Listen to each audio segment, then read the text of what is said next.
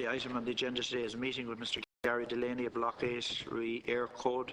The purpose of this afternoon's meeting is to engage with Mr. Gary Delaney, who is anxious that the committee would hear his views on certain elements of the new Irish postcode system. On behalf of the committee, I'd like to welcome Mr. Gary Delaney of Block 8.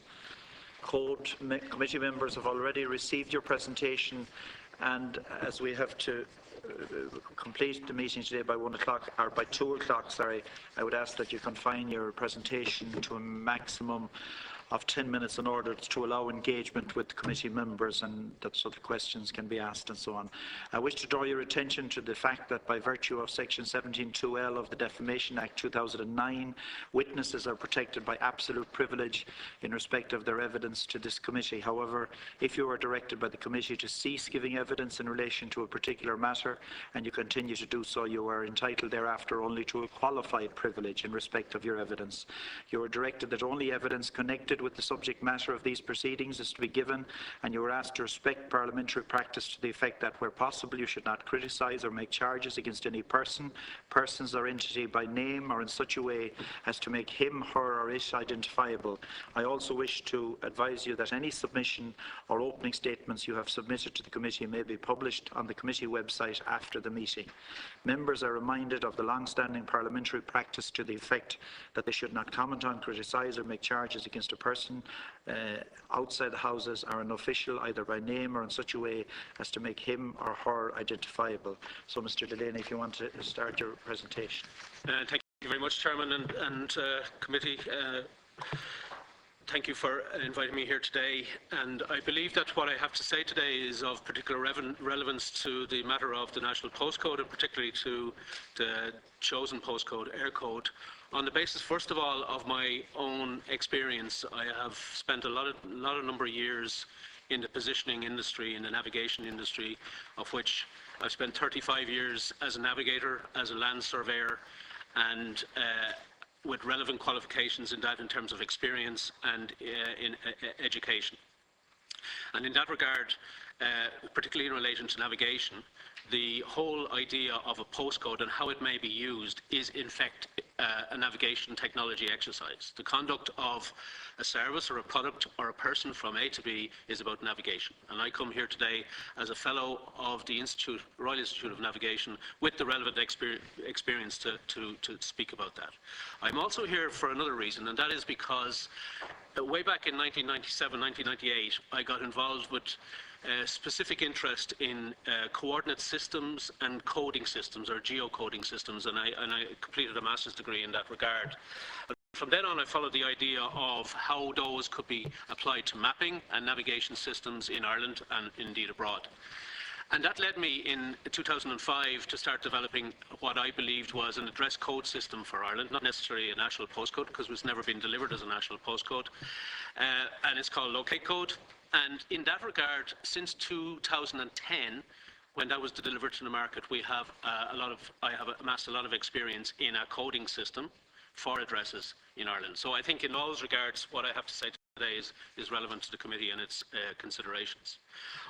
As you referenced, I've prepared a very detailed document on analysis of Eircode, which you have in soft copy, but it's also here in hard copy if anyone wants to take it before they leave.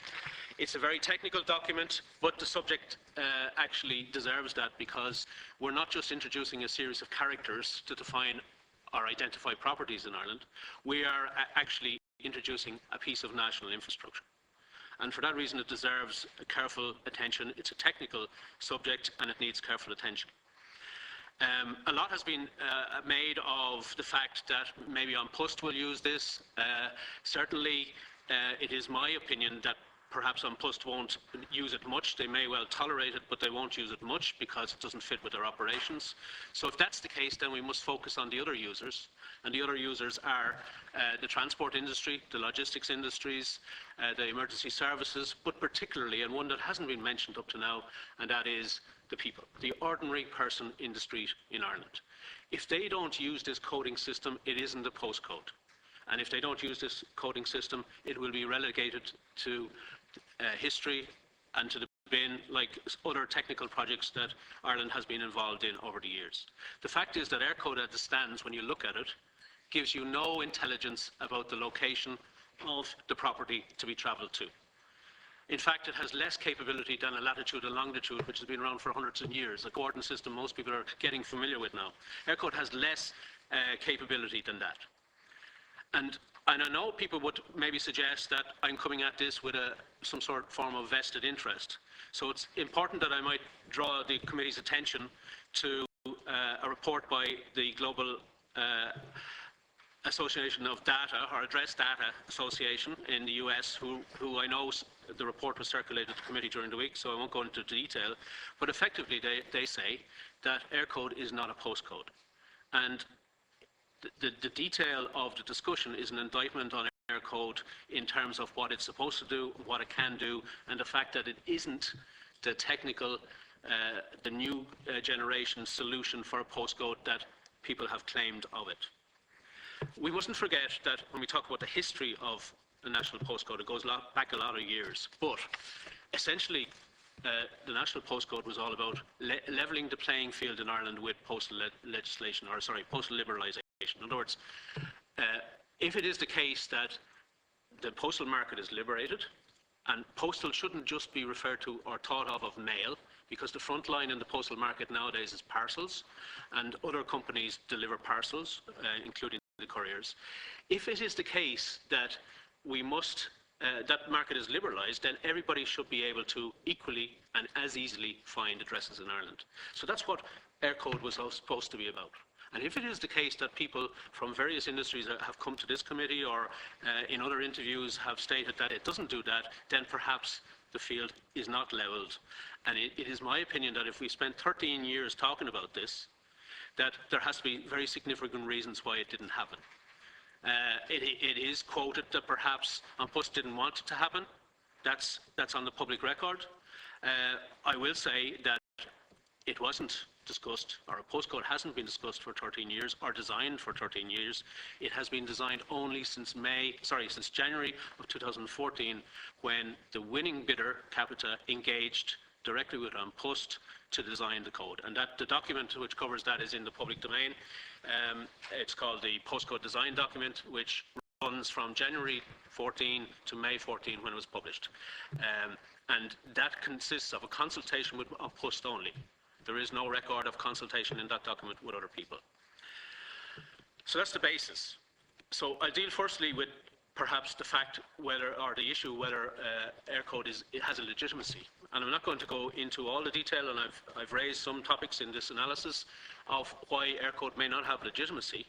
But one of the most significant ones is that Eircode does not comply or conform or deliver the definition of a postcode that is in the legislation. That's the Communications Regulation Postal Service Act of 2011. I know the Oireachtas is dealing with an amendment to that at the moment, but we already have an act which defines what a postcode should be in Ireland, and Eircode does not fulfil that. It does not fulfil that on the basis that definition requires Eircode or the postcode to define a locality. In other words, if I look at the code and I want to go somewhere, in that code automatically delivers to me the idea of where I'm going. Because none of us, when we're going somewhere, say, or visualize the exact destination. We always visualize how we're going to get there, the areas that we're going to pass through to get there. That's navigation, that's how people operate.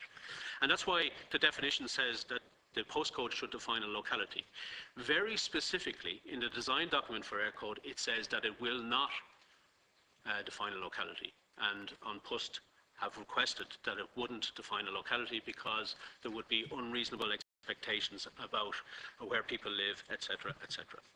So, in that regard only, and I've documented in this analysis other reasons why Eircode may not have the legitimacy that it should have, but in that regard only, Eircode doesn't.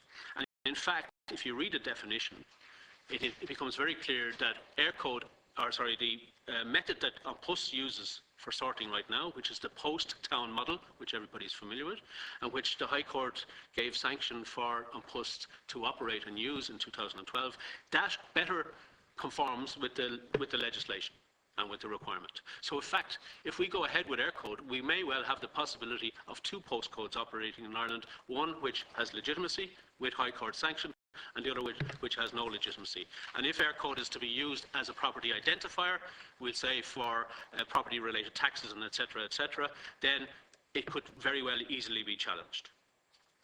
So effectively, Eircode doesn't comply with legislation, nor does it comply with all the background, all the recommendations of the National Postcode Board since 2006. It doesn't conform with the tender documents, and in fact, it doesn't deliver something that ordinary Joe Soap user, the citizen of Ireland and visitors to Ireland, can actually look at and use in a useful way. In fact, Eircode has ignored all the prior knowledge that existed about postcodes in the world. And if I was going to design something, as I have done, and any designer, anyone in business globally, the first thing they would do is look at what's there, take what's good from it, and then enhance it in whatever way, okay? And I'm looking here specifically, I've given an example in the document that I've given you of the Northern Ireland postcode, which is part of the UK postcode. And I've given two examples there, BT4, 1PW, and BT4, 1PY. And if you look at them immediately, you can see, well, they're close together. You mightn't know exactly where they are, but they're close together. You can't do that with Eircode. You look at it, and there is no indication whether two postcodes are close together or not. And for an ordinary user, that's critical. That's important, that there's some intelligence in the code that tells me, well, I was there before, or if I get to a place that I was, or code I was before, I won't have to go far. And above all else, if you put those codes into an Excel spreadsheet, free software, readily available, it will order them in a rational sequence for you for delivery.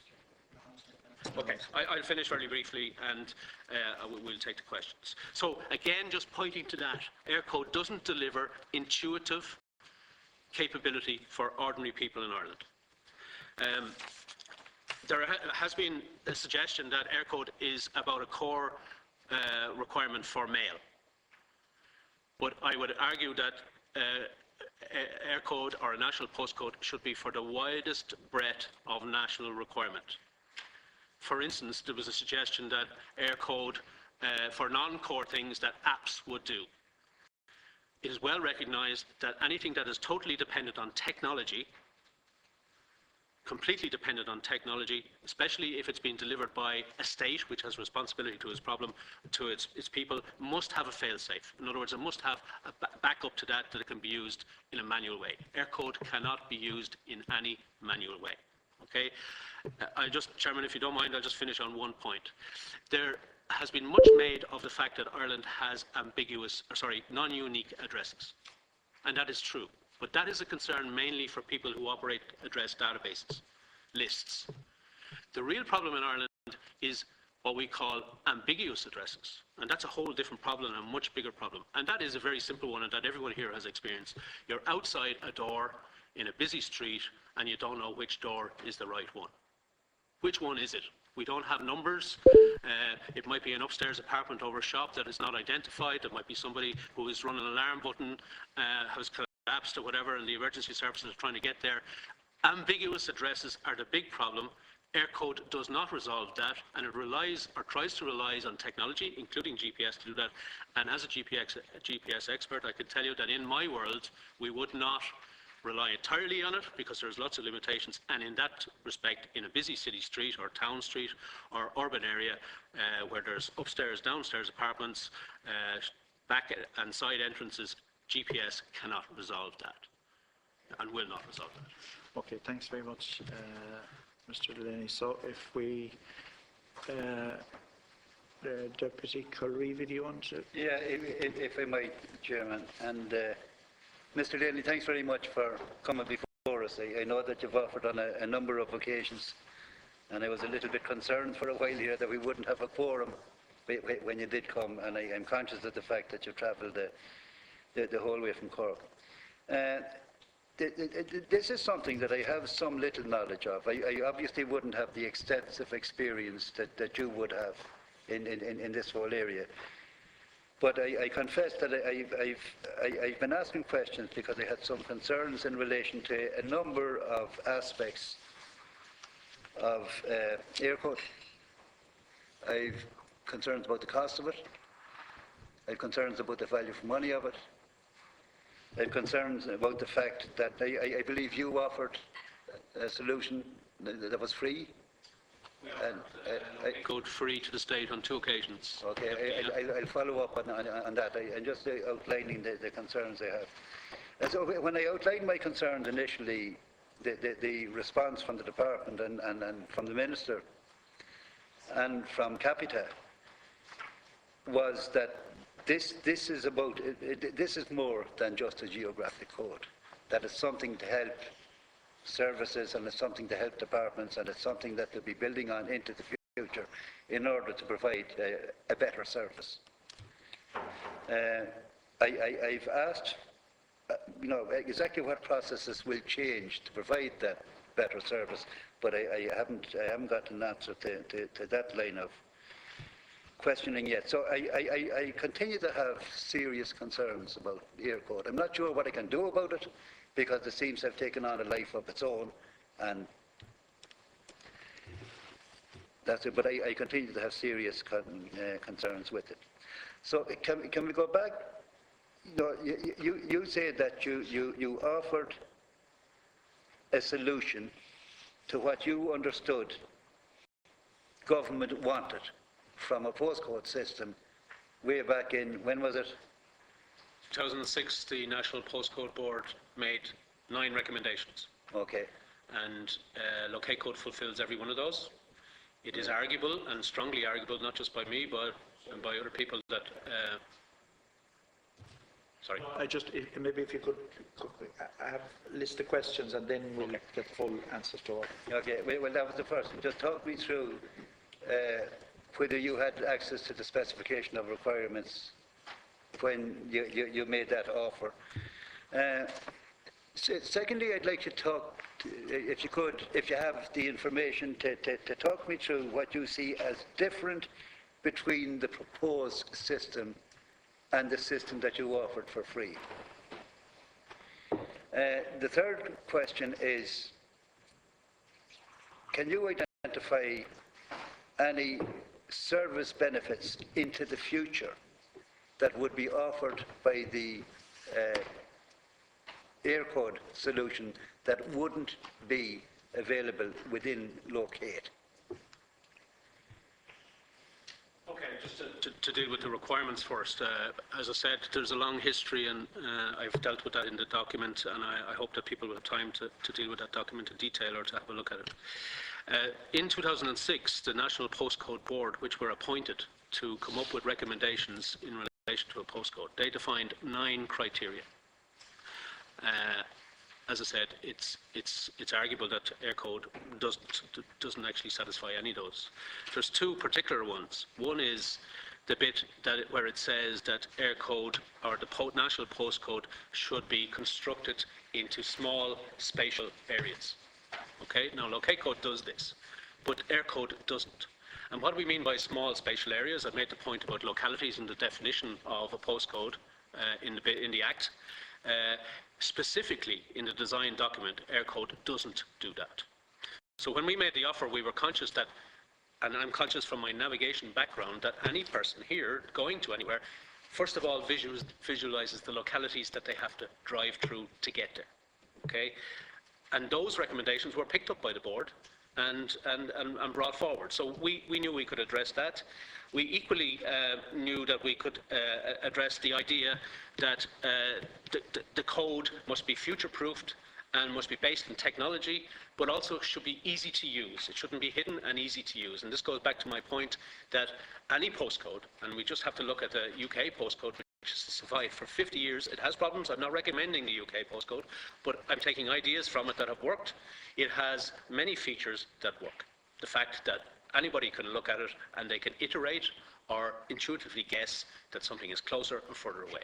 These are all issues that are things that we built into Locate Code, not just because they were recommended by the National Postcode Board, but because we as navigation experts recognized that humans needed to know them, and also needed to know them when the GPS wasn't working or when the mobile phone network doesn't work. The same reason why we have SOS phones on the side of motorways, because it's recognized that it doesn't always work when there is a disaster and the emergency service is needed. Okay, the difference between Eircode, sorry, just to bring that forward, when the tender for the postcode started, it used the National Postcode Board recommendations of 2006 as the reference. So that was the reference. And in fact, recommendations to the Department of Communications from the consultants, PA Consulting, in the months before that were that they were to comply exactly with those recommendations. And that was in the tender document. Yes. Okay. Yeah. So again, Locate Code designed a code that would fulfill all those requirements and did so. The difference between Locate Code and Eircode is that Locate Code is intuitive. There are localities in it. It doesn't require, it certainly depends on GPS because that's my business and my background, but it doesn't require GPS to actually interpret it. It can be iterated in the same way as the Northern Ireland postcode that I've given. Okay, Eircode can't.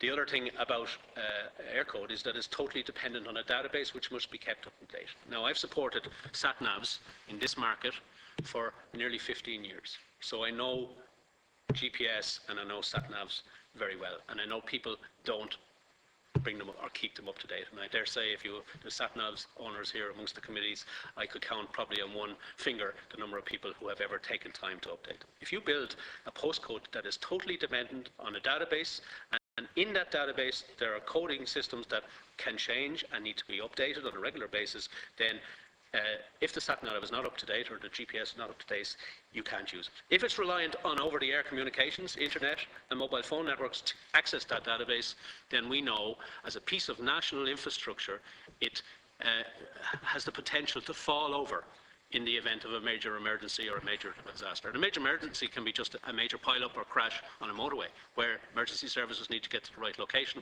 might need to get to the right access points, etc., etc. So, in terms of a deliverable, Locate Code has much more to offer. Now, to be honest, I didn't come here today to just try and sell Locate Code to the committee chairman. That's not wasn't my intention. Because it's just that, Obviously, I suppose the issue was you felt that there was some contrary views given at some stage and you wanted to put your views, but it's just that we want to make it clear that the procurement thing has gone through and that we're not discussing that. No, you asked me not to deal with that, and I absolutely want to conform with that, although hopefully some other day maybe we can talk about that because there are particular issues with it. But that's not what I'm here to do. I'm here to, as an expert, and I outline my expertise in this area. And none of my expertise or expertise of people in the addressing business or in navigation or technology were used in the design of Eircode.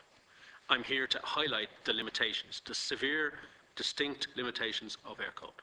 And again, we're not here to implement an address ID for a database. We're here to introduce... but maybe if I could... Chairman, could I to my mind, this is crucial to everything. Mr. Delaney says that he is happy that the system that he offered for free could meet the requirements as outlined by the National Postcode Project Board in 2006 and as requested in the tenders.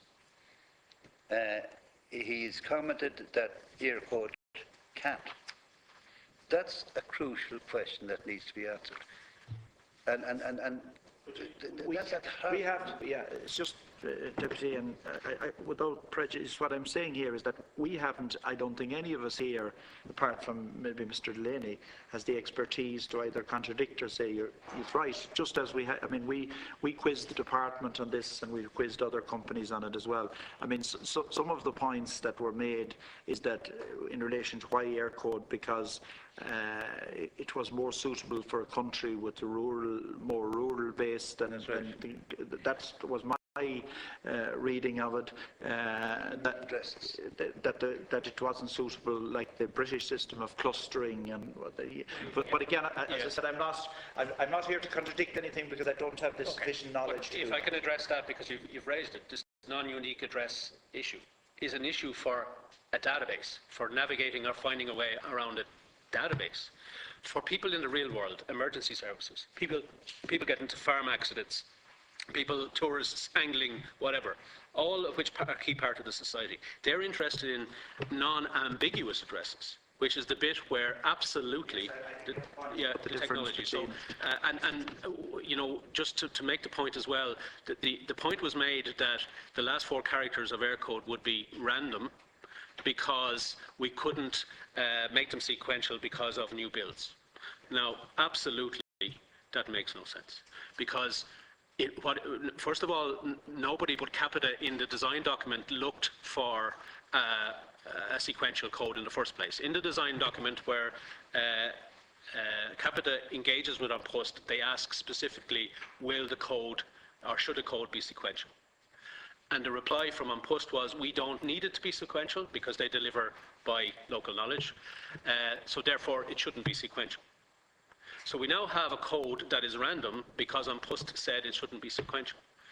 And the excuse given that, or the reasoning for that, is that if you build a house in between another house, that it will put the sequence out. We deal with imperfect sequences every day of our life. It's a mild inconvenience. And to say that we would make something random, and by that means has no visual intelligence, purely because a sequence might be mildly out of sequence and mild inconvenience, it's a nonsense of the code. It just makes a nonsense of the code, and it means, by the way, that we don't have the localities that should be in the code according to the legislation. Okay, I want to let in, Dr. Kilreevy, are you okay for the minute? Can I come back later? Yes, of course. We'll use the... Senator Barrett, do you wish to... Thank you very much, Chairman, as always, and you're welcome, Mr. Delaney. I'd like you, Chairman, we've listened to all the evidence, and I thank you for the documents that you sent us. My concerns about this project grow every time I hear more stuff here at the meeting, Chair. Supposing we do nothing, and I know that's been through tendering and so on, the taxpayer says 27 million. An Post continues to deliver 98% of the post the next day. Tom Carr, on behalf of his people, were in saying they don't want it. The safety sector was in here saying they can find places where there are accidents and so on. We've never had a proper cost-benefit analysis. The National Postcode document that the Department sent us on the 19th of November last isn't adequate. So all I can say at this stage is that there is a Government Economics and Evaluation Service.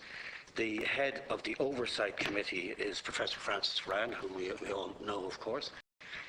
And I think there should be an independent cost-benefit analysis done of the project. And I'm worried, Chairman, that you come to issues that come to us here, the Aer Lingus sale, whether electricity wires should be overhead or underground. We're not getting independent advice. The advocates come in here and they're all gung-ho to do the project, you know. We have to operate within the terms of our, yes, you know, which there was a what do we call it, a referendum on whether we'd have increased powers, and that was changed. So we have to operate within our system. That's my job as chairman, to see that we do that, and that can be frustrating at times, and I've experienced that too. Of course. Yeah. So I thank you, Chairman. I'm indebted to what you do. But I think, I mean, obviously this has been around the department since 2006. But we've had witness after witness. I mean, would anybody who's come into us put 27 million of his own money into this project? I don't think they would. So what's it supposed to be doing? We've had some, as you rightly say, in being critical of it, we've had some people in saying they would use it. Now, just as regards, you mentioned, I think, maybe, correct me if I'm wrong, Mr. Delaney, you mentioned that An Post mightn't use it, is it? Or is... Again, if you go through the detail of this document, I think I absolutely refute the suggestion that An Post is going to make meaningful use of Eircode. Just on that, I had some of we had An Post in on it, and I just see a quote from Mr. Liam O'Sullivan when he was in before us, who said some questions were related to An Post. To confirm, we will be using Eircode system in all our mail operations. We have 4 large automated mail centres. We have in excess of 350 delivery units of various sizes around the country. We will definitely be using every element of Eircode system in sorting letters, packages and parcels. Whether we sort them using machinery or by hand, we will definitely be using the Eircode system. That's a quote directly from the evidence. Again, I'm not saying that's right, but that's the quotation is right. Can I offer my opinion? I'm not an expert. Sorry, Senator, stop. I'm not an expert on Post, but I have researched this subject for quite a number of years. And I could say to you right now that I'll use Eircode because someone will give it to me and someone will ask me for it and I'll use Eircode. That's a use, but it's not a meaningful use. Just to put it in practice, in their hubs on post, sort to delivery office level. To sort manually to delivery office level, you would use the first the first 3 characters of Eircode, what they call the routing key. Now, there are 139 routing keys. Now, by the way, this information is only coming out. It's not something that was delivered to everybody or the committee and told, here's all the information. This information is just being extracted. There will be 139 routing keys, which are undefined areas. They do not have actual boundaries. They are decided by and post on an ad hoc basis in the sense that if a postman is underworked in one area, he will operate another area, and that will get the routing key from the first area. Okay? Now, if we have 139 routing keys, and you just quoted the idea that there's 350 delivery offices, how could you manually fix 139 routing keys to 350 delivery offices manually? It involves... Defending what he says, I'm just quoting. Oh, well, I tell you how it's done, because it involves another step, and that's the step of referring on the address to the post town, which is the system that An Post have justifiably operated for many years, have High Court sanction to operate, and under the Act, the definition allows them to continue to do that. And An Post and the Minister, in announcing this, was very quick to say that people will not have to use Eircode. And that is why, because they're going to continue sort manually to the delivery offices using post town. Finishing the point, once you get to the post town area, the delivery office area, what is relevant to them there is the last 4 characters. Much has been made about the fact that those 4 characters are random. How the hell could anybody, human, interact with 4 random characters without reference to a computer? And delivery offices are not automated. To implement Eircode in those delivery offices, you would have to automate the sorting procedure, and that would result in a lot of closures and a lot of job losses. Thank you, Chairman. Sorry. If 98% of the post is delivered the next day, the possible, even this was perfect, all singing, all dancing, it's only going to get you a 2% improvement, and no organisation operates at 100% anyway. There's no, and you know, and in your earlier context, Chairman, that we all came up here in 2011 and we recognised that reforms had to be done. And I think reforming on the way we look at public expenditure, even though one of the referendums didn't go the way we would have liked, we still have to keep that sort of on the agenda. And I certainly, if I'm back in the Oireachtas, will want a much stricter appraisal. Projects shouldn't get this far without 1 page of costs and 1 page of benefits.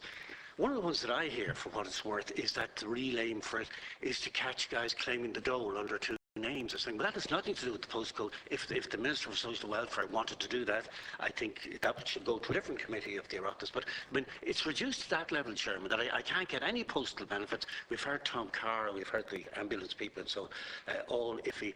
I mean, if it was free and somebody else pays the 27 million, they might use it. And the other experience... Tom Carr, but then we heard Nightline was an opposite view, I gather. And I think that Tom's crowd had the numbers on them. But the other experience that I have in a constituency which is on both sides of the border, as a lot of TCD graduates are, that the Northern Ireland address codes are an extra nuisance. I know where a guy lives in Clonus. I'm trying to... What is the 7 digits for Newton Butler? It's only 6 or 7 miles down the road. And so the post problem is that the volumes are falling so rapidly. The technology, as I understand it, knows perfectly well without numbers that Balmullet is in Mayo and Bandon is in Cork, and it's doing that job already without the addition of the 7 digits. And as again, the people I admire in it are the postmen who do that 98% delivery every single day that they're at work. So what is it supposed to be doing, and what do we get for the 27 million? And I can't see that after all the evidence that the Chairman has referred to. The danger is that in haste and I suppose after 12 or 13 years it's not so much haste, but there seems to be an impetus now to get this over the line as quickly as possible. The danger in doing that is that we implement something that can't be changed. You mentioned Nightline.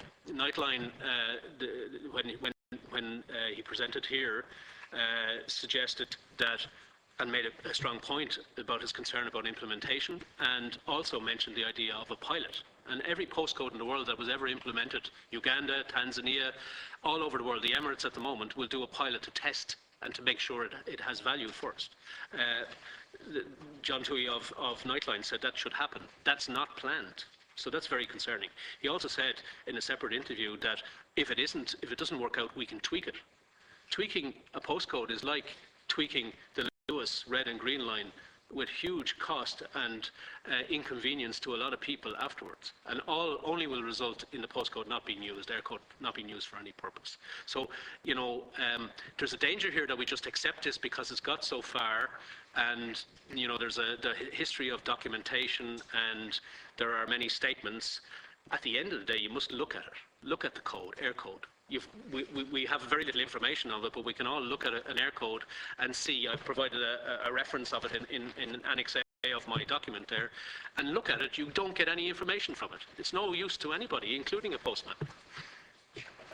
Well, thank you for very, just one last thing, that I think after Irish Water, we have to be really careful. If we tell every house in the country, your address is now changed to have 7 digits, mixed numbers and letters and so on, that it might just be the straw that says, look, what is this? This is more madness kind of thing. And I'd be afraid of that. And I'd certainly hope that it's kicked to touch until after the election, you know, for that very reason. There has to be benefits. And of course, all the guys who sat where Mr. Delaney think it's wonderful and so, but I don't see any of the proof in the documents. You know, well, a lot of people don't think it's wonderful, but the proponents have come in and made the case, and I'm not convinced. I don't think the public is convinced. Thanks, Chairman. Senator Coughlin, do you wish to? No? Just make a comment. Perhaps if I'm confused, even perhaps more now than ever before. You mentioned GPS there. I don't think GPS can be reliable at all times. I know I was down to southwest of Ireland last month looking for a particular location, and it was sending me in the wrong direction, so we can't rely on GPS all the time. I met a young man who works for Post out in Clifton, and we were talking about the new Eircode system coming in, and he said, you know, they're going to be depending on the postman to clearly identify homes. And I said, what do you mean? And he said, well, for example, in a small area in Clifton, on the same street, we have John Quinn in one address and Mary Quinn. We have John Quinn and Mary Quinn in another address, times 4 John Quinns and Mary Quinns. And I said, well, how do you know which piece of mail is for the Quinns? He said, sure, after a while you kind of get to know their business and you know which mail is for which. Well, I said, what happens if you get 4 ESB bills? How do you know which is for which? He says, I don't, but at least they go. To do it. But coming back to this, Senator Barrett, I think you're more concerned really about the cost analysis benefit and the 27 million or so that's going into that. That's one particular issue. This particular issue is trying to identify if this is the best code or not. You're saying, Mr. Delaney, it's not the best code. When Capita are saying it is the best code, it is with the department, it has been passed, it's going through all the various procurement right now. Addresses are not going to change. I'll still live, I'll use my parents' address, 110 Cooley Road, Drimna, Dublin 12. That Dublin 12 will change, and it might be D12 XYZ. The next door neighbour might be 112 Cooley Road, D12 XYB. And Capita are telling us that this unique identifier, the last 4 digits or numbers, are unique to each house. So as far as I'm concerned, this is actually fantastic because it will eliminate the Mary and John Quinns times 4 in one area, so as they know exactly that this particular Mary and John Quinn, their unique identifier identifies their house. I've also we're aware that the emergency services are actually saying this will be good for them. On Post has said they're going to use it, and I think there's going to be a bit of a cultural change in people's thinking that we're not going to use the address if we don't want to. Well, if you're looking in the United States, where I used to live, the zip code in Rye, New York, 10580, or in Philadelphia, 19085, that was a locality that might have been 3 miles by 3 miles. but it still didn't identify the actual address on a particular street. But this unique code, Capita, are telling us it will. And they're saying that this is the first in the world that will give us a unique identification. And the reason that they are not going to be sequential is because there might be 400 or 500 yards between homes, and in a year's time when this comes out, somebody might build a home in the middle of it. Therefore, they'll have a unique 4-digit code at the end of it. So if Capita are telling us this will work, at the end of the day, why do you say it won't work and it's not future-proof?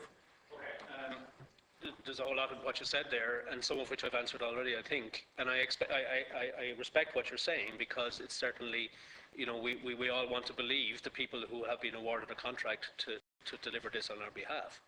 If it is the best, then that would have been established. As I said, everywhere else in the world where a postcode is introduced, the idea is tested first. It's piloted. That has not happened here. It has not happened. And the fact that it is the first in the world would suggest that, well, maybe we actually should test it first before we go to the bother of rolling it out and wasting not just 27 million, by the way, but all the cost to all the businesses, including on Post and everyone else who wants to use this, which potentially is 100 million out of the economy. It's quite substantial. So if somebody wants to tell me, and I'm in business, and I'm also a professional in navigation, that something is the best, the first thing I'll do is test it. Okay? You mentioned about the emergency service coming in here, or at least being quoted as saying, I've provided a document in one of the annexes to the document I've given you there, okay? And it's a document from the director of the National Ambulance Service. And about the time when people were sitting here saying they're absolutely behind it, supporting it, he wrote a letter to a private citizen, not me, but to an individual, saying that he had never said that it would do all that they require for rapid access to patients. That's a direct opposite to what was quoted of him. And he also goes on to say that I don't know enough about it to be able to talk to you in depth about it. Now, if something was tested, and you would imagine that a director of a national agency, if he was supporting something, you would imagine that he would have investigated it, tested it, and analysed it, and then checked its suitability for his purposes and for the public, because it's all about public safety first. And if he's saying that I can't talk about it in depth, means that perhaps he never had the chance. And I can tell you from other sources that the National Ambulance Service nor the Fire Service have ever tested or looked at Eircode in reality, as in a real life scenario tested all the way through, which is what anybody would do if they're going to spend money on technology. So, I accept what you say, that if a business process outsourcing company like Capita are telling us that they've got the best in the world, that we should believe it. Well, first of all, you'd suspect that the people that will tell you will have some technical knowledge to tell you that, but that's not the case. There is no expertise in relation to this within that organisation. And the second thing is you say, okay, show me where it's been tested. There was an oversight contract awarded to PA Consultants in April of last year. And one of the requirements was that they would make a decision and assess whether Eircode was fit for purpose. We haven't heard that. To do that, obviously, they'd have to test it and analyse it, and it never happened. This is the concerning thing, is that we roll it out and we find it's not useful. These should be happening before we roll out. Because I think we have 3 minutes left, and Deputy Reeve wants to come back in. Just, you mentioned the annex there, Annex C, from the emergency services, is it? National Ambulance Service. Yeah, National Ambulance. I would like to acknowledge the receipt of your numerous emails in relation to Eircode. At no stage did the NAS or myself outline that this system is the answer to all our needs in relation to rapid access to patients. However, it is a mechanism that will assist and fill the void that exists at the moment. That's the direct quote from that. Latitude and longitude would fill the void, and they have to use okay, it. no, I'm just to quote. Sorry, Deputy Reeve, do you wish to just to put on the record that I agree with Senator Barrett that there needs to be a project appraisal, cost-benefit analysis done on this, because the public are asking questions as well as some elected representatives. The public are asking questions. get in private at our meeting? Okay. Yeah. Now, the second thing is this. Mr. Delaney, what would have been in it for you and for your company if government had accepted your free offer based on the original specification as outlined by the national, as agreed by the National postcode project code? And secondly, what are the downsides for your company, and if there are similar companies to yourselves in Ireland, if there's a national adaptation of the Eircode system? You want to come back? Yeah, I just wanted to, again, just coming back to the postal code. What was the code you called it? The locality code, wasn't it? My particular Yeah, code, locator code, right. Yeah. So if I am on my GPS, and let's say I'm in Spain, and I want to go to a particular area in Madrid, and we call the zip code 16924, the GPS will pick it up. If I'm in the United States and I'm in New York somewhere and I want to go to an area 19085, I put it in to my GPS, it'll come up and it'll take me there. If I'm in the UK, Northern Ireland, and I put in BT4 1PN, whatever it will, it'll come up and it'll take me right to there. Surely the Eircode, this new Eircode, if you put in the numbers, whatever it is, D12 US 4, whatever is the unique identifier, the GPS, this system will have to be built into GPS for GPS to accept it. Well, I'm sure Capita, who are building this new system for us, will have tested that and will be testing that in order to deliver delivery to an exact address as opposed to just a location within a vicinity. Okay, sorry. Can I answer that question, because it's very important? Yeah, with the two questions, please, Deputy Creevy as well. Yeah, okay. First of all, the main manufacturers in the sat-nav world, which means that you're not relying on communications, as in over-the-air, phone coverage, etc., Garmin and TomTom, have no plans to introduce Eircode. There are no plans. If they did, at some point in the future, introduce Eircode, then the user would have to load a database. Now, that would be facilitated, but as I said earlier, loading a database and keeping it up to date is not something that we're good at. Garmin already has locate code working. You can use it in Ireland right now. It's free. It's already on the device. It's been there for 5 years, tried, tested, and proven. It's there.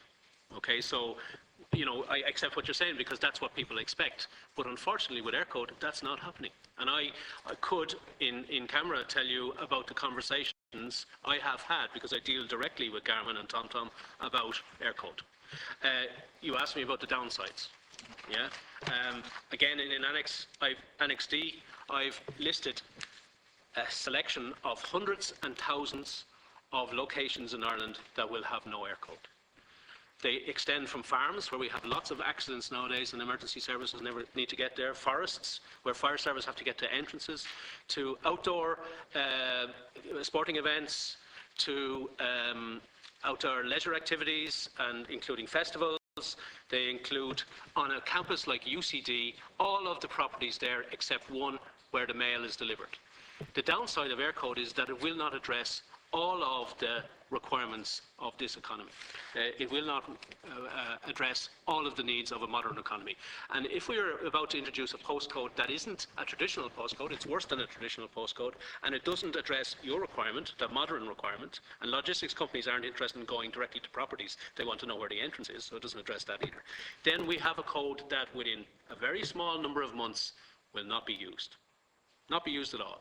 And we also have a problem, a legal problem, because it doesn't comply with the legislation. Okay, thank you very much.